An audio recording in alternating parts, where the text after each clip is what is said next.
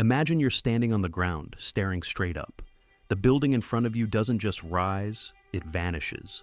First into haze, then into clouds, then into air so high that commercial airplanes pass nearby. Now imagine being told this structure was built on sand, not bedrock, not mountains, sand. Imagine pumping liquid concrete higher than any human ever had, at night, in desert heat, while wind at the top tried to twist the building apart. This isn't science fiction. This is the Burj Khalifa, the tallest building ever constructed by human hands. At 828 meters tall, costing roughly $1.5 billion, and completed against engineering limits many experts once believed could never be crossed. The Burj Khalifa isn't just a skyscraper, it's a controlled experiment in how far ambition, money, and engineering can be pushed before physics says no. So, how do you build something this tall? How do you stop it from sinking into the ground, snapping in half, or swaying itself apart? And what kind of planning, sacrifice, and precision does it take to make a megastructure like this stand still? This is the inside story of how the tallest building on Earth was built. In the early 2000s, Dubai was changing faster than almost any city in history. Fueled by oil wealth, Dubai had already transformed from a small trading port into a modern metropolis. But city leaders knew oil wouldn't last forever. The future depended on tourism, finance, global attention, and image. Dubai didn't just want to compete with cities like New York or London, it wanted to surpass them. And nothing sends a clearer message than building something the world has never seen before. The plan was simple in theory. Construct the tallest building ever made, anchor it at the heart of a brand new downtown district, and make it the symbol of a global city. The company behind this vision was Emaar Properties, one of the largest real estate developers in the Middle East. But this wasn't just about height, it was about permanence. The tower needed to last for generations. To make that happen, Emaar turned to one of the most experienced architecture firms on Earth, Skidmore, Owings & Merrill, known for designing some of the world's tallest and most complex buildings. Leading the project was architect Adrian Smith. Smith understood immediately that this couldn't be a normal skyscraper. Traditional box-shaped towers struggle with wind at much lower heights. At 800 meters, wind doesn't just push, it attacks. The solution came from nature. Smith designed a Y-shaped tower inspired by the Hymenocalyx desert flower. Each of the three wings extends outward from a central core, creating a structure where every part supports the others. Engineers call this a buttressed core, and it became the backbone of the entire building. This shape provided incredible stability, allowed more natural light and views, and most importantly, reduced the effects of wind as the building rose higher and higher. But even the most elegant design means nothing if the ground beneath it can't hold the weight. And here, engineers faced one of their biggest problems. Dubai sits on soft desert sand with no solid bedrock anywhere near the surface.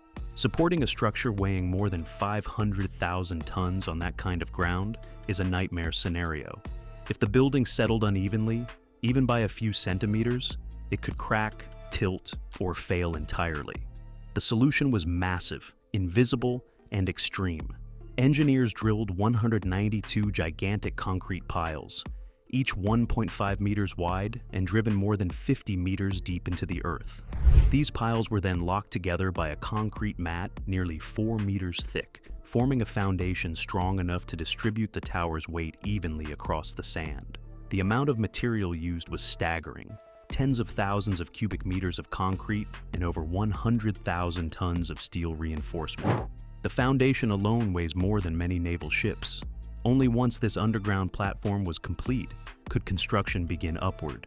As the tower rose, wind quickly became the dominant challenge. At extreme heights, wind doesn't behave predictably. It forms swirling vortexes that can cause buildings to oscillate from side to side.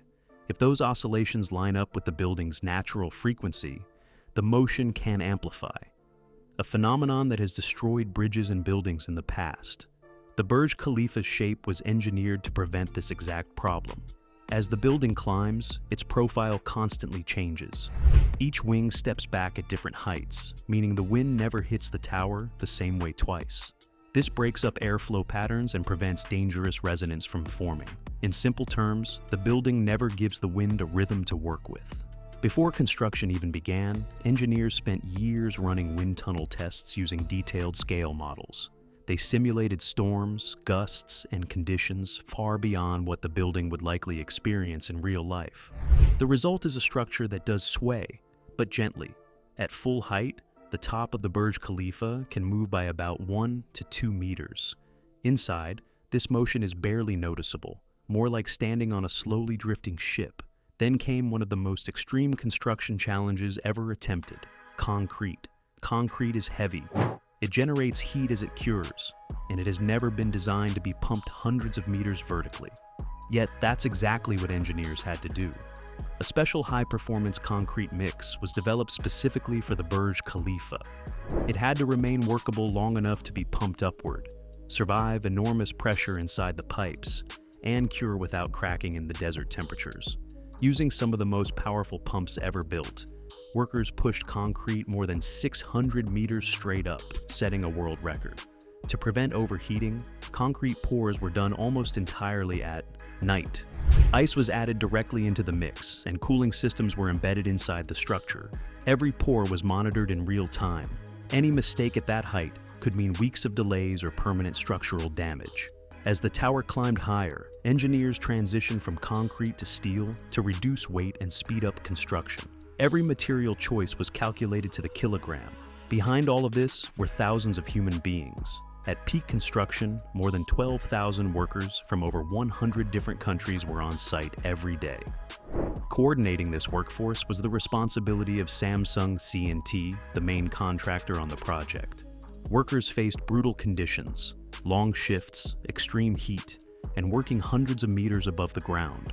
Safety systems were strict and constantly enforced, including harnesses, specialized elevators, and emergency medical teams on standby.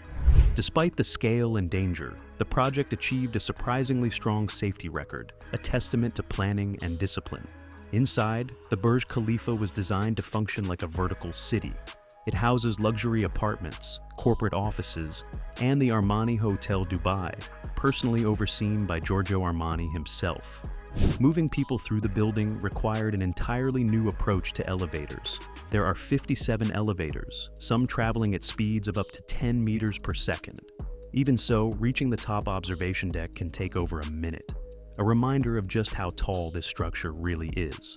One final detail remains secret for years: the building's true height. Throughout construction, the final height of the Burj Khalifa was kept classified.